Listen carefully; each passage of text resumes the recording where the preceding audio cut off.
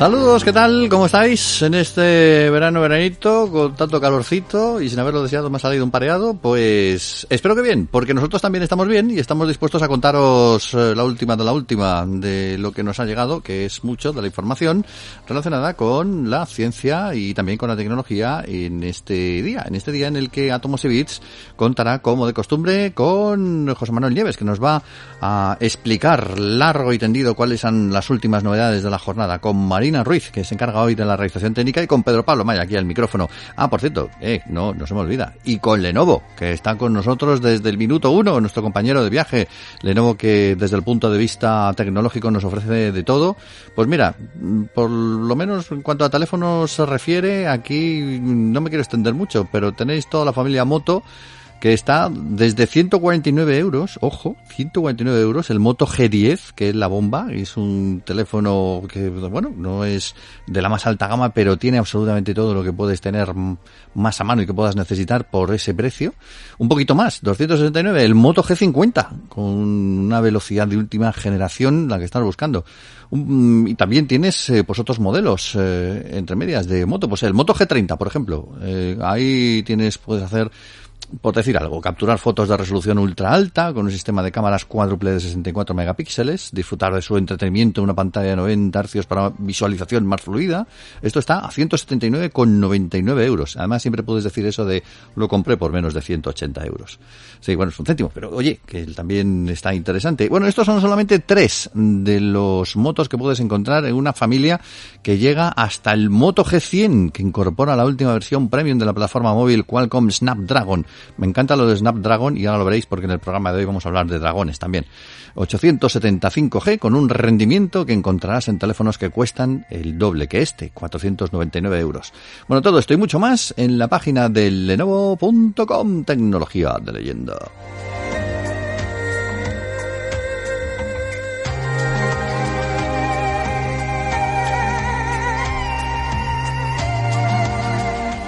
Y en nuestro programa de hoy nos vamos a poner el salacot, los pantaloncitos cortos con calcetines y la casaca de color arena, porque nos vamos de paleontología por la vida a descubrir nuevas especies humanas desconocidas hasta ahora y siempre fascinantes en ese rompecabezas inacabado y parece que inacabable de la evolución humana.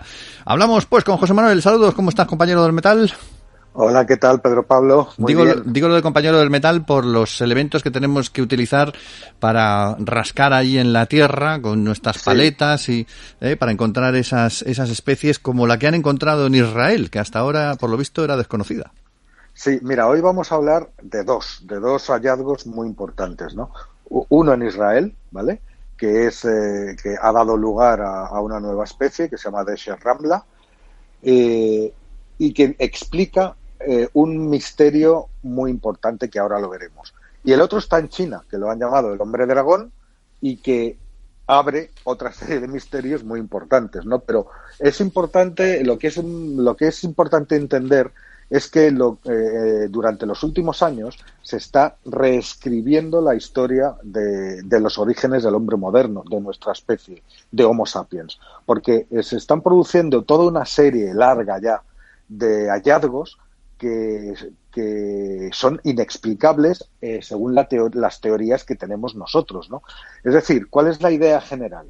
Bueno, pues que el Homo sapiens, nosotros, procedemos de una emigración africana. Es decir, que venimos de África. En África nuestros antepasados hace unos 70, 80 mil años salieron de África, esto es cierto, esta migración existió, pero salieron, digamos, por el África Oriental, llegaron a Asia Menor, se expandieron por Asia y finalmente llegaron a Europa, ¿no? Pero claro, todo esto está bien datado y tiene una serie de connotaciones. ¿Qué encontraron nuestros antepasados cuando llegaron a Europa hace unos 40.000 años? Bueno, pues se encontraron con que Europa había otros humanos diferentes, ¿no? Y esos otros humanos eran los neandertales.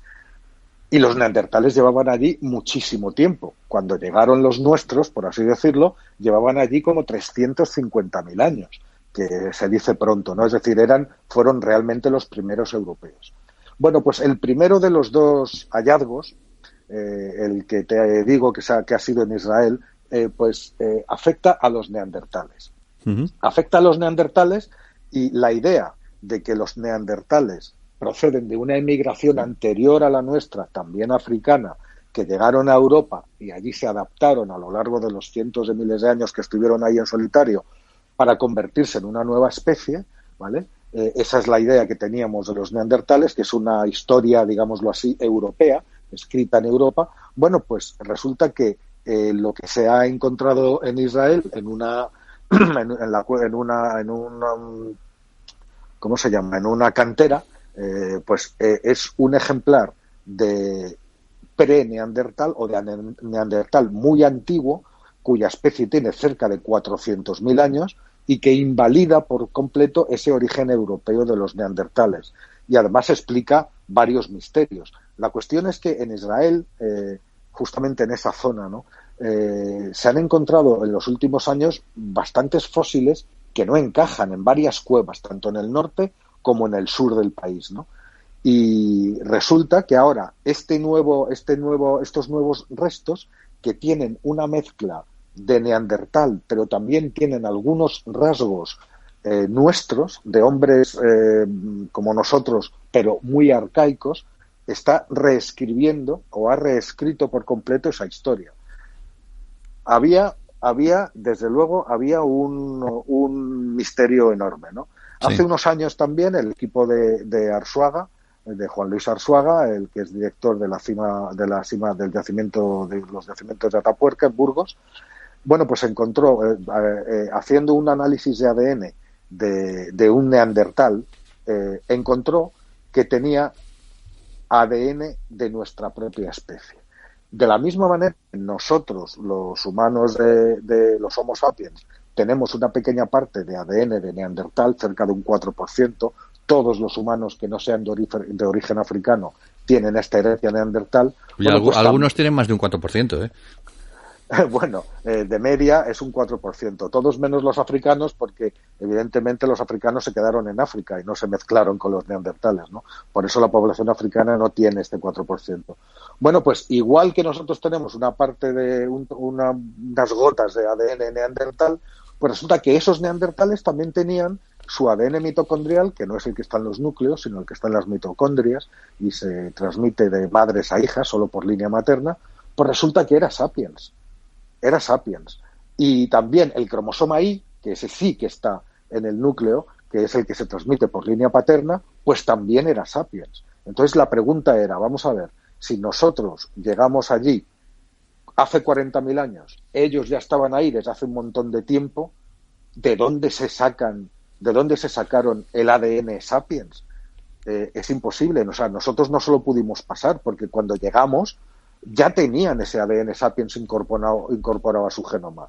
¿Eso qué quiere decir? Pues eso significa pues que en algún momento anterior se tuvieron que encontrar, se tuvieron que juntar con antepasados mucho más lejanos nuestros que les transmitieron esa herencia genética que tienen, ¿no? A ese grupo humano desconocido lo llamaron población X. Bueno, pues lo que ha aparecido ahora mismo en esta cantera, en Rambla, en Israel, es esa población X. Y es esa misma población X que tiene unos rasgos mezclados de neandertales y de los primeros de los hombres de nuestro género, del género Homo, sí, pero arcaicos, ¿no? ¿Qué nos enseña? ¿Qué nos revela esto? Bueno, pues que todo el Pleistoceno, que es toda esta época de entre hace unos medio millón de años y hace unos 100.000 años, pues resulta que fue una época extremadamente activa en la que no una, sino varias especies, 6 o 7 especies humanas, pululaban por Asia, pululaban por Europa, pululaban por Oriente Medio, iban y venían de África con distintas migraciones, se encontraban en esta franja que es Israel, y claro, de ahí salieron todos los cruces genéticos entre estas distintas poblaciones que al final dieron origen al hombre moderno. ¿Qué es lo que nos dice concretamente este de Henry Rambla? pues nos dice que los neandertales no se originaron en Europa, sino que se originaron muchísimo antes y se originaron probablemente en esta zona del mundo, en lo que es el Oriente Medio. Desde allí emigraron no una, sino varias veces hacia el continente europeo y también hacia el continente asiático. Yo estuve hablando el otro día con Arzuaga, que ha participado en este estudio, y claro, nos cuenta una historia muy bonita que no coincide exactamente con la de los investigadores de la Universidad Hebrea de Jerusalén y de la Universidad de Tel Aviv, que son los autores de este hallazgo, ¿no?, del que te digo, ¿no? Uh-huh. Pero que sí coincide en parte. Entonces Arzuaga tiene una idea muy bonita, que dice, imagínate, el mundo estaba dividido como en dos grandes áreas, ¿no? La parte africana, que estaba controlada por los sapiens, digamos así, y por los antepasados de los sapiens, que hicieron sus distintas migraciones, y el área euroasiática, que estaba controlada por los neandertales y las poblaciones que precedieron a los neandertales. Y justamente Israel, que es un área muy pequeña y en la que se han encontrado alternativamente todos estos descubrimientos que te he dicho que no encajaban en ninguna parte, se han encontrado sapiens muy antiguos y neandertales muy antiguos, pues era como el área fronteriza entre estos dos grandes bloques, ¿no? Era una especie de puente que alternativamente fue poblado por unos y por otros, y allí se encontraron y se llevaron a cabo y se tuvieron lugar una serie de cruces y una serie de movimientos de población a partir de ese puente que comunicaba los dos mundos, pues que dieron lugar pues prácticamente todas las especies que ha habido desde el Pleistoceno, ¿no? Entre ellas la nuestra y por supuesto también a los neandertales. Es decir, el origen se convulsiona. Yo no sé si te dije en una ocasión que había un célebre paleontólogo, que ahora mismo no recuerdo el nombre, que en una charla, en una conferencia, dijo algo similar a esto, ¿no? Dijo, si estoy 3 días hablándoles a ustedes de cómo ha sido la evolución humana, durante el primer día es posible que una parte de lo que digo sea cierto. Durante el segundo día, probablemente más de la mitad de lo que les diga ya no sea cierto, y espero que al tercer día algo de lo que les diga siga siendo cierto, ¿no? Es decir, que va cambiando a una velocidad tal. Fíjate, estamos hablando, y todavía no hemos hablado del chino, del hombre dragón, sí, que ahora hablaremos, ¿no? Pero fíjate, esta parte, digamos que nos tumba, lo que hemos visto hasta ahora, este nuevo fósil de Neger Rambla, nos tumba el origen de los neandertales y explica el misterio de cómo es posible de que tuvieran ADN sapiens mucho antes de que los sapiens llegaran a Europa. Eso, misterio explicado, ¿no? Y ahora nos podemos ir, si te parece, al otro... A por el dragón. Yo solamente un detalle, que aquí siempre pienso de que a lo mejor el sapiens es mucho más antiguo de lo que teóricamente se reconoce. Es que es como una especie de herejía, ¿no? Pensar que el sapiens no puede ser más antiguo de lo que hasta ahora se reconoce, pero bueno, eso solucionaría también muchos problemas. Lo hablamos en este mismo programa. Claro, la idea clásica es que, claro, pero es que, vamos a ver, la antigüedad de nuestra especie deriva de una serie de hallazgos, sí, tanto de hallazgos fósiles como últimamente de hallazgos genéticos. ¿Te acuerdas que una vez hablamos de la EVA mitocondrial? Sí. Bueno, se había hecho un análisis hacia atrás de los genes que tenemos, y esos genes, nuestro genoma derivaba, o sea, el de nuestra especie, las características de nuestra especie, se podían remontar a un único grupo de población que vivió en África hace cerca de 200.000 años, que son, esa EVA mitocondrial, porque aquel hallazgo se hizo por el ADN mitocondrial, que como te he dicho antes solamente se transmite por línea materna. Bueno, pues eso daba un poco el origen de nuestra especie. Al mismo tiempo, el registro fósil, todos los huesos que iban apareciendo, pues parecían respaldar todo esto, ¿no? Parecían respaldar esta visión de que nuestra especie surgió en África hace alrededor de 200.000 años, evolucionó allí durante un tiempo y empezó a emigrar a medida que las condiciones climáticas los obligaron a buscar lugares mejores, ¿no? Y en esa emigración que hicieron por orillas del Mar Rojo, llegaron hasta Asia Menor y después se desperdigaron primero por Asia, donde llegaron los primeros sapiens hace unos 75.000 años, y después a Europa fíjate, aunque estaba más cerca, tardaron más, donde no llegaron a entrar a través de los Urales, cruzando los Urales, pues hace unos 40.000. Bueno, esa era la idea, pero claro, ahora mismo te encuentras, por ejemplo, se encontró en Marruecos, a miles de kilómetros de donde se supone que estaba la cuna de la humanidad, que está en el África Oriental, ¿no? En Etiopía, en esa zona, ¿no? En el Valle de Afar, toda esa región, ¿no? Bueno, pues en Marruecos hace unos años se encontró un fósil claramente neandertal y tenía 350.000 años. Digo, perdón, neandertal, Homo sapiens, quiero decir. Sí. O sea, y tenía 350.000 años. ¿De dónde sale? En Sudáfrica, otra vez a miles de kilómetros, también se han encontrado restos de Homo sapiens arcaicos, con lo cual eso que dices de que era más antigua, pues empieza a haber un montón de evidencia fósil, ¿no? Lo que pasa es que lo que hay es que construir el puzzle entero, todo el rompecabezas, y eso es lo complicado, ¿no? Y ahí es donde entra también este hallazgo de ahora, que es el hombre dragón, dragón, ¿no? Oye, eso del hombre dragón es un nombre muy bonito. ¿Escupía fuego por la boca o qué? No, es la traducción de Homo longi, que es como lo han llamado los científicos chinos, ¿no? Sí. Es un fósil, es un cráneo excelentemente conservado, que tiene unos 150.000 años de antigüedad y que es extraordinario por un montón de motivos, ¿no? O sea, tiene una morfología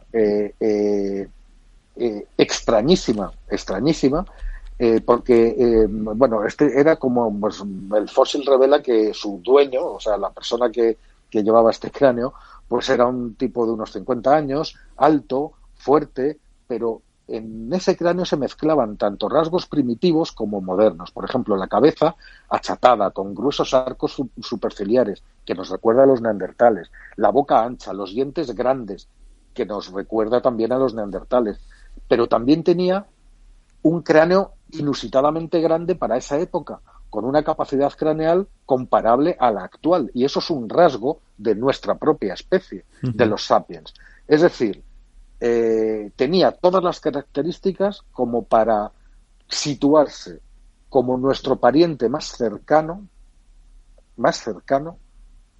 en lugar de los neandertales, que los neandertales que creemos que eran, hasta ahora hemos pensado que son nuestros primos más próximos, aunque no son de nuestra misma especie, sí, pero tenemos un antepasado común que se pensó que se había encontrado en Atapuerca, mucho más antiguo, de unos 450.000 años, ¿no? Que es el Homo heidelbergensis. Bueno, pues estos estudiosos chinos dicen que no, que el antepasado común entre humanos y neandertales debió de ser muy anterior, por lo menos 500.000 de años anterior, que puede tener cerca de 1.000.000 de años, con lo cual este sería nuestro pariente más cercano, este hombre dragón misteriosísimo, ¿no? ¿Y por qué digo misteriosísimo? Porque la historia de este fósil es apasionante. Fue encontrada, bueno, este fósil lo entregó en 2018, lo entregó un campesino, lo donó a los científicos, ¿no? A los paleontólogos en una universidad en China. Pero es que este fósil llevaba en manos de la familia del campesino por lo menos 3 generaciones. Lo había encontrado su bisabuelo, no se sabe ya dónde porque se ha perdido la pista de dónde, lo habían guardado celosamente como una especie de tesoro, lo habían tenido enterrado durante la guerra entre China y Japón para que no se lo robaran porque lo consideraban valiosísimo, y finalmente pues llegó a manos de esta última generación de campesinos que decidió generosamente donarlo a la ciencia, ¿no? Con lo cual, te digo todo esto porque en un estudio pormenorizado de los fósiles es igual de importante estudiar el terreno donde lo encuentras que el fósil en sí, claro, porque el terreno te dice muchísimo sobre lo que había en aquel momento, la época, te facilita muchísimo la datación, ¿vale? Es más, es lo que te permite hacer una datación precisa. Sin embargo, tener lo que es la calavera en la mano y sin saber ni de dónde ha salido y sin poderla referenciar es lo que está haciendo dudar a algunos investigadores de que efectivamente esta sea una especie nueva y podría ser una especie de antiguo neandertal, lo cual encajaría bastante mejor con lo que sabemos actualmente, ¿no? Pero bueno, los científicos chinos han hecho un análisis muy pormenorizado, han conseguido encontrar, aún después de tantos años, ¿no? Porque ha pasado de mano en mano, como te he dicho, de generación a generación de esta familia, algunos restos del sedimento donde se encontró, pequeños restos, Y a partir de esos restos han hecho la datación. Es cierto que no es todo lo fiable, exigente y fiable que debería de ser, pero desde luego es otra pieza más extraña y que de momento no nos encaja porque no existe ningún tipo de explicación para que encuentres allí tan lejos este tipo de fósil, ¿no? Esta especie de mezcla entre arcaica y moderna, pero refuerza todo lo que te he dicho antes. Refuerza que el Pleistoceno, en la historia de la evolución humana, debió de ser una especie de gran batiburrillo de especies y un periodo en el cual a lo largo de varios cientos de miles de años pues todos se movían, se desplazaban de un lado para otro, iban, venían.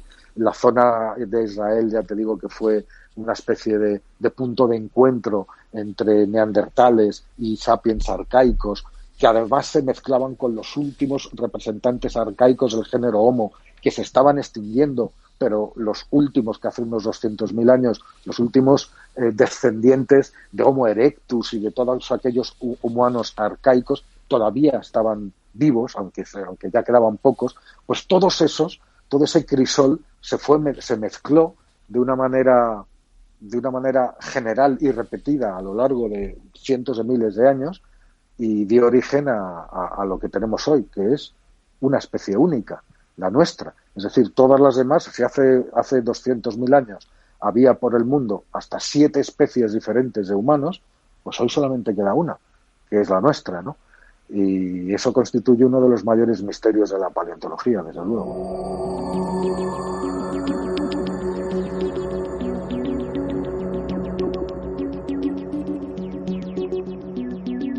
Pues nada, no te cuento ningún misterio ni te revelo nada raro si te digo que el tiempo se nos va entre los deditos como si fuera esto el reloj de arena y tenemos que pasar a nuestra sección de tecnología. Estábamos hablando de crisoles de especies y de razas prehistóricas, neandertales, sapiens, animales, hombres, bueno, la mezcla extraña que forma parte de lo que es el rompecabezas de la evolución. Y ahora vamos a hablar de otro crisol, que es el del Mobile World Congress de Barcelona, World Congress de Barcelona, una feria mitad y mitad, medio física, medio virtual, la que hemos tenido este año, ¿no? Sí, la verdad es que sí, hemos tenido unos días de feria, se han empeñado en mantenerla y la verdad es que ha sido una feria como muy a medio gas, ¿no? Por un lado, muchas de las empresas gigantes, de las más grandes, pues yo que sé, pues como Ericsson o Sony o LG o Google o Facebook o Xiaomi, no han estado físicamente presentes. Algunas han hecho sus presentaciones del mobile, sí, pero las han hecho de forma virtual. Samsung también ha hecho su presentación de forma virtual. Huawei, uno de los gigantes de la feria que siempre tiene un montón de metros, estuvo convocando a los periodistas a su presentación que iba a ser física y presencial y en el último momento, viendo la que se le venía encima, la eliminó y también ha hecho una presentación virtual, ¿no? Es decir, no ha habido, y además se suma otra cosa, que estamos a las puertas de julio, o sea, y a finales de junio hacer la feria mobile del Mobile World Congress, que es la feria de telecomunicaciones más importante del mundo, que se suele hacer a finales de febrero, primeros de marzo, pues no tiene mucho sentido. ¿Por qué? Porque a finales de febrero, primeros de marzo, todas las grandes marcas están haciendo sus lanzamientos, claro, de cara al verano y de cara al resto del año, ¿no? Pero es que a estas alturas ya está todo el pescado vendido. Ya estaban, todos los grandes habían hecho sus presentaciones ya. Con lo cual, esta feria tan tardía, yo quiero interpretarla como una especie de ensayo general o un tomarse el pulso del sector, ¿no? Para ver cómo será la feria que viene. Eso no quiere decir que no haya habido ponencias interesantes, presentaciones interesantes, se ha hablado muchísimo de 5G, evidentemente se ha hablado incluso de 6G, que es la red que vendrá después del 5G y en la cual los operadores ya están trabajando, de inteligencia artificial, de realidad aumentada.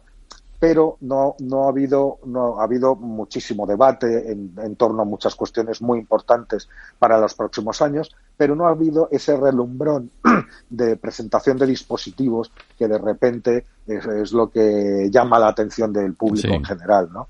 Es decir, ha sido una feria interesante, pero más aburrida de cara al público general porque no ha habido estos grandes lanzamientos que de repente sale, o sea, todo el mundo, todas las grandes marcas se suelen guardar algunos de sus joyas precisamente para presentarlas durante el mobile. Y esto, por las razones que te he dicho, no ha sucedido este año. Es decir, una cosa, un poco de transición, digamos, como has dicho bien, o como bien has dicho, ha sido un poco como ensayo general de lo que debe ser la del año próximo. Esperemos que el año que viene, que estoy seguro que volverá con renovado vigor y con todo lo que siempre esperamos del mobile, ¿no? Que es la feria más importante del mundo, desde luego. Bueno, de todas maneras, nosotros tenemos nuestro propio mobile de Lenovo en la web, en lenovo.com, y allí, pues, por ejemplo, pues puedes explorar tus ordenadores de sobremesa y todo en uno, por tipo, por marca, por uso o por especificaciones. Puedes buscar por procesador, sistema operativo, el tamaño de la pantalla, si quieres un formato pequeño, si quieres una torre tradicional, si quieres un sistema todo en uno. Un ejemplo, un P340 Tower, workstation de alto rendimiento para empresas, fiabilidad decisiva y preparada para la realidad virtual con gráficos de alta gama, pues los tienes desde 826 euros. Así que con eso como muestra, porque hay muchas más cosas dentro de lenovo.com. José Manuel, gracias por habernos acompañado. Nos quitamos el salacot, nos ponemos el traje de baño y volvemos la semana que viene. Muy bien, hasta entonces. José Manuel Nieves, que nos ha ilustrado hoy sobre paleontología, Marina Ruiz, que nos ha controlado técnicamente, y Pedro Pablo Maya aquí en el micrófono. Saludos y volvemos en 7 días.